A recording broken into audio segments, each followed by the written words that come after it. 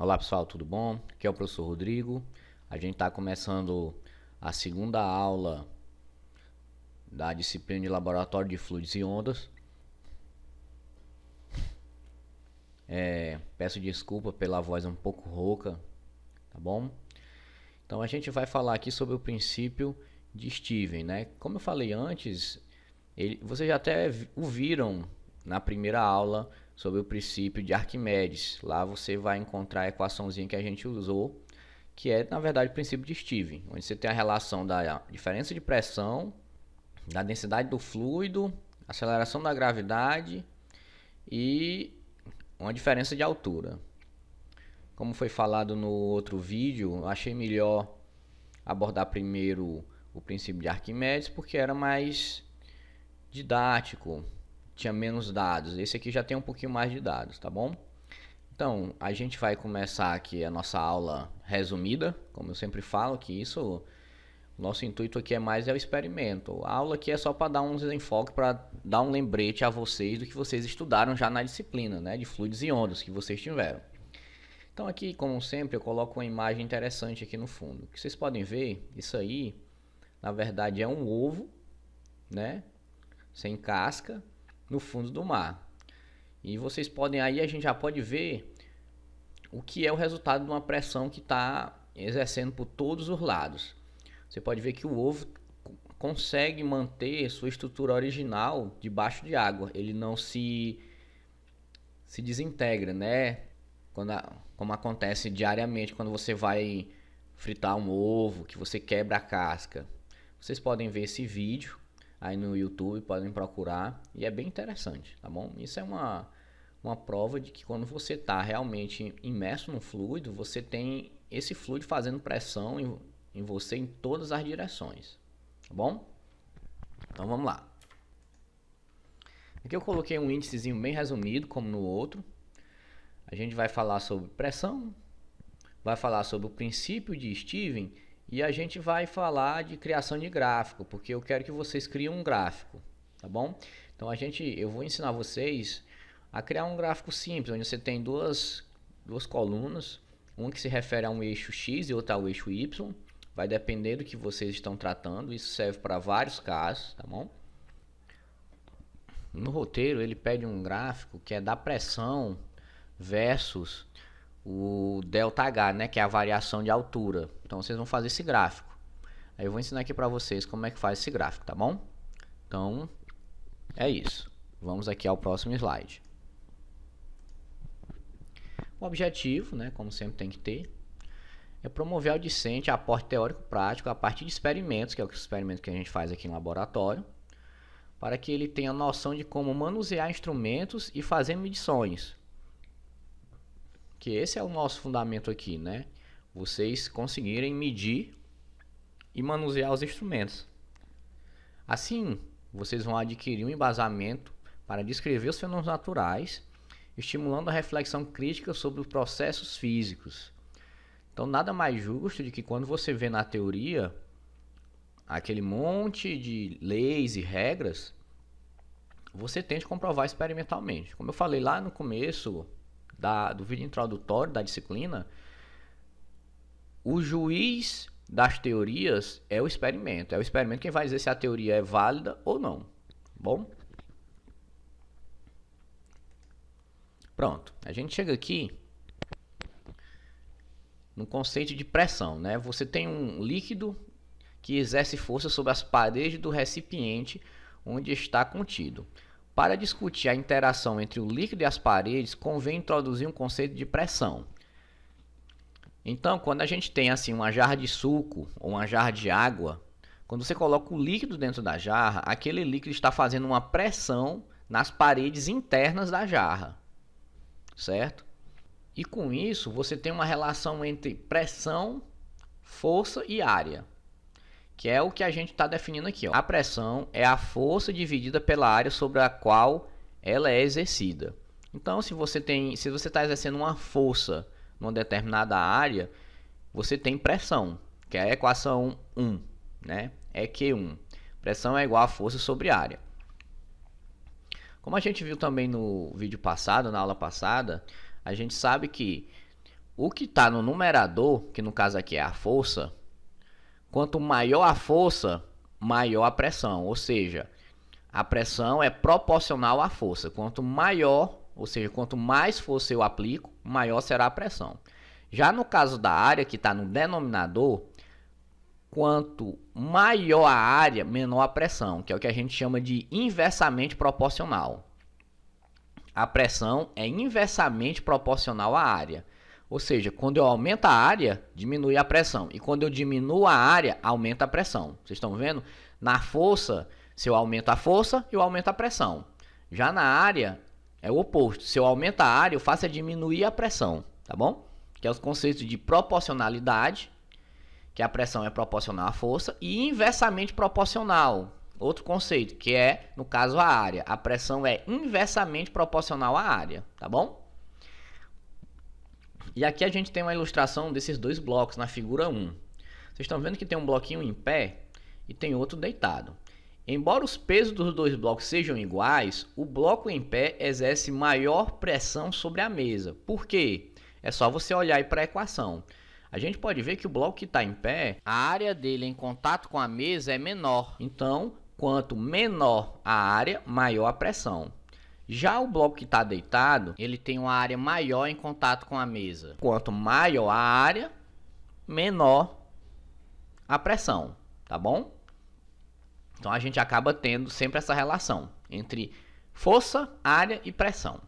Bom, a gente vai agora para a pressão em um líquido.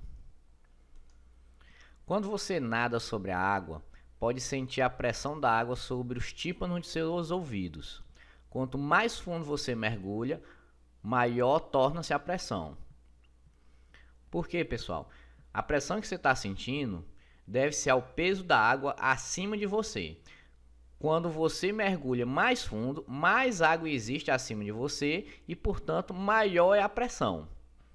Então, a pressão que um líquido exerce depende da sua profundidade, né? Quanto mais fundo você for, mais pressão você terá sobre você. Por isso que a gente vê que quando é feito projetado os submarinos, tem que ser uma determinada liga metálica e ser feito de uma determinada forma que aguente muita pressão, porque você vai querer que ele mergulhe o mais fundo possível. E quanto mais fundo, maior a pressão. A pressão também depende da densidade do líquido. Se você submergisse em um líquido mais denso do que a água, a pressão correspondente seria maior ainda. Então, imagine que você tem a água e você agora quer nadar ou quer se afundar em um líquido mais denso, maior a pressão. Por quê? Porque a gente vai ver que existe uma relação entre a pressão e a densidade do líquido, que nesse caso é proporcional. A pressão é proporcional à densidade do líquido. Ou seja, quanto mais denso o líquido for, maior será a pressão. E aqui a gente tem o seguinte: pressão no líquido é igual ao peso específico versus a profundidade, né? A gente está falando de versus, na verdade é multiplicando. Pressão do líquido é igual ao peso específico vezes a profundidade. Continuando aqui, ó, para a gente demonstrar como é que a gente chegou nessa equaçãozinha aqui, ó, na equação 2, nós podemos expressar esse peso do líquido como: o peso específico é igual ao peso dividido pelo volume. Então a gente tem essa relação que peso é igual a peso específico vezes o volume, onde o volume da coluna de um líquido é simplesmente a área multiplicado pela sua profundidade.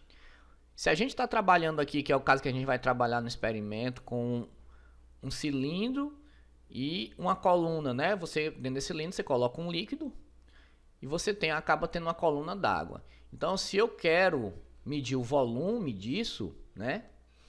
O que é que eu faço? Nada mais é do que eu pegar a área e multiplicar pela altura do cilindro. Então, a gente pode obter o quê? Que a pressão, que era força sobre área, e nesse caso a força que a gente está falando é o peso, não é? Que a gente sabe que o peso é uma força. Então a gente está trabalhando com isso, que relação entre pressão, a gente já sabe que é força sobre área, mas a força, eu estou relacionando a força peso. Então, isso aí tem uma igualdade que é igual, a pressão então é igual ao peso por área. Mas a gente viu um pouco acima aí, que o meu peso é o produto do peso específico vezes o volume, certo? Então, o que a gente está se referindo aqui é o peso, lógico, de um fluido, de um líquido, tá bom? E aí a gente acaba chegando nessa situação, que a pressão é peso específico versus área versus profundidade, dividido por área. Ah, professor, mas tinha volume na equação anterior. Mas a gente lembra que a gente falou ali que o volume é o produto da área versus a altura, que no nosso caso aqui é a profundidade. Aí a gente pode cancelar a área que está no numerador com a área que está no denominador. Com isso a gente chega na relação que a gente tinha falado no slide anterior, que pressão é igual ao peso específico versus a profundidade. Aí é que a gente tem, nesse caso, de referência a equação 3, e você tem a relação do peso, que é igual ao peso específico versus volume, e a equação 2, que era o que a gente já tinha visto no slide anterior, né? Que era a equação 2 mesmo, por isso que repetiu 2 aqui, que a pressão é o peso específico vezes a profundidade. Nesse slide aqui, a gente já vai entrar no princípio de Stevens, que é o que a gente viu na aula passada. Está aqui a mesma figurinha, onde você tem aqui o que? Você tem um corpo imerso num líquido, num fluido, que esse fluido está dentro do recipiente. A gente tem P1, P2, que são as pressões, a pressão da tampa do corpo, e P2 a pressão do fundo, né? Essas duas pressões. E a gente tem a pressão P e P' dos lados, mas acabam se cancelando porque são iguais. A diferença você vai ter na pressão P1 e P2. E esse H, que é justamente a relação de altura entre a pressão P1 e a pressão P2. E o que é que o princípio de Stevens fala para a gente? Ele diz que a diferença entre as pressões de dois pontos de um fluido em equilíbrio, ou seja, o fluido está em repouso. Você não está trabalhando com fluido dinâmico, né, se movimentando. Você está trabalhando com fluido em repouso. Diz que quando você tem essa diferença de pressão de um fluido, ela é igual ao produto entre a densidade do fluido, a aceleração da gravidade e a diferença entre as profundidades dos pontos. O que é que ele quer dizer com a diferença da profundidade? É justamente esse H, que é essa diferença de altura entre o P1 e o P2. Então a gente pode colocar como na equação 4.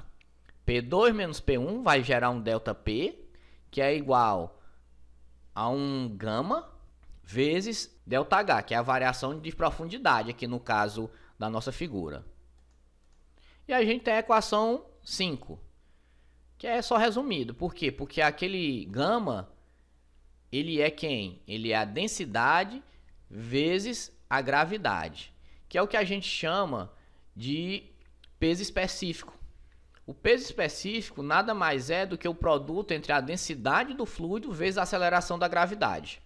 E aqui a gente tem a relação de cada elemento aqui da nossa equação, cada variável, né? Você tem o ΔP, que é a variação de pressão hidrostática, que é P2 menos P1. Você tem quem é o gama, que é o peso específico do fluido. Você tem o ρ, que é a densidade do fluido. O G, que é a aceleração da gravidade. E o ΔH, que é a variação da altura da coluna do líquido. Então, a gente já usou essa equação 5, né, na aula passada. Aqui é mais, como eu falei para vocês, que eu quis inverter a ordem dos experimentos, porque aqui já necessita de mais coisas e eu queria começar essa disciplina com um experimento mais simples, tá bom? E relembrando que aqui é só uma aula resumida, para vocês terem um lembrete do que vocês aprenderam na disciplina de fluidos e ondas. Aqui agora a gente vai para a parte dos gráficos, né? A gente vai usar o Excel. Mas também você pode usar aplicativos open source, né, o BR Office, para fazer isso, tá bom? É qualquer programa que trabalhe com tabelas. Bom, pessoal, a gente está aqui com o Excel aberto. Então, fazer gráficos, a gente vai fazer aqui com duas colunas. seria a nossa coluna X, né? E nossa coluna Y. Onde o X poderia representar o que você quisesse. Poderia ser a pressão e o Y você colocaria a variação de profundidade, que era o ΔH. Aí vocês que escolhem.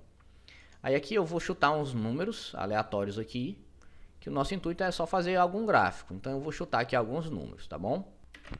Pronto, chutei alguns números. E agora o que é que a gente vai fazer? Depois que você coloca os números, você seleciona as duas colunas e vai em inserir no menu do Excel e procurar a parte de gráficos, ó. Aqui você vai procurar os gráficos de dispersão, ó. Inserir gráfico de dispersão, XY. Clicou aqui, selecione dispersão com linhas retas e marcadores. Tá bom? Aqui a gente tem já, ó, todos os pontos que foram colocados na tabela. Esse aqui é o ponto 2,5 e 1. Aqui, ó, 2,5 e 1. Aqui é o ponto 3,2 e 2. Aqui é o ponto 5 em X, né? 5 em X, ó. 4, 6. Aqui é mais ou menos o 5. E aqui, ó, é o 3,5 em Y.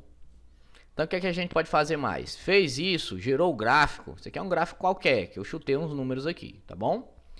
Você pode ir aqui nesse maisinho, ó, para fazer o quê? Título dos eixos. Clico aqui. Aí eu coloco aqui, ó. Posso colocar pressão.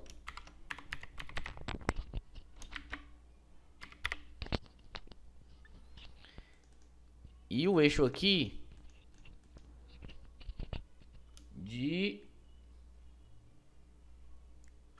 variação de altura. Ou pode ser ao contrário, você tem que ver que quem é o eixo. Se o eixo X vai ser da pressão ou se o eixo Y vai ser da variação de altura. Então vocês têm que ver isso aqui. Se for, você troca. Você coloca a pressão aqui. Ó, vou botar aqui. Variação de altura. E aqui pressão.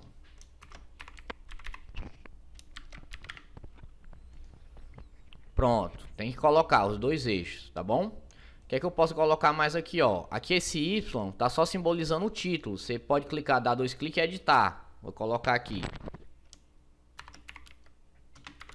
Gráfico de pressão versus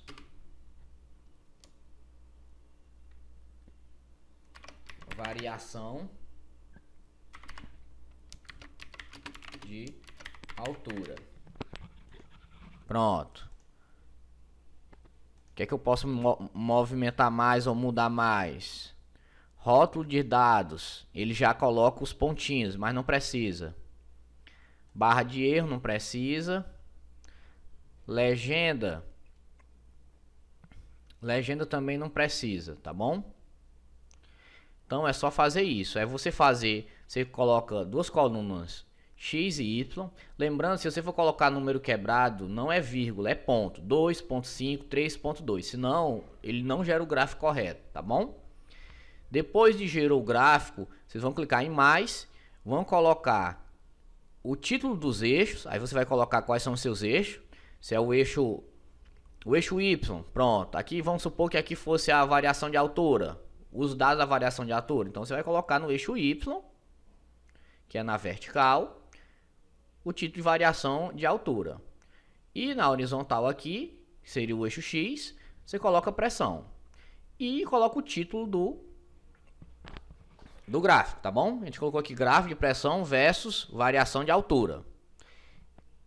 Aí pronto, você tem o gráfico salvo. Se você quiser, você pode selecionar o gráfico, copiar, abrir o Word e colar, que o gráfico já vai, tá bom? Você já tem um gráfico aqui no documento do Word. Aí você faz seu resumo e tudo mais, tá bom? Então aqui a gente encerra a, a nossa revisãozinha da aula. Espero que vocês tenham gostado. Aqui tá nossas referências para não esquecer. E até a próxima aula.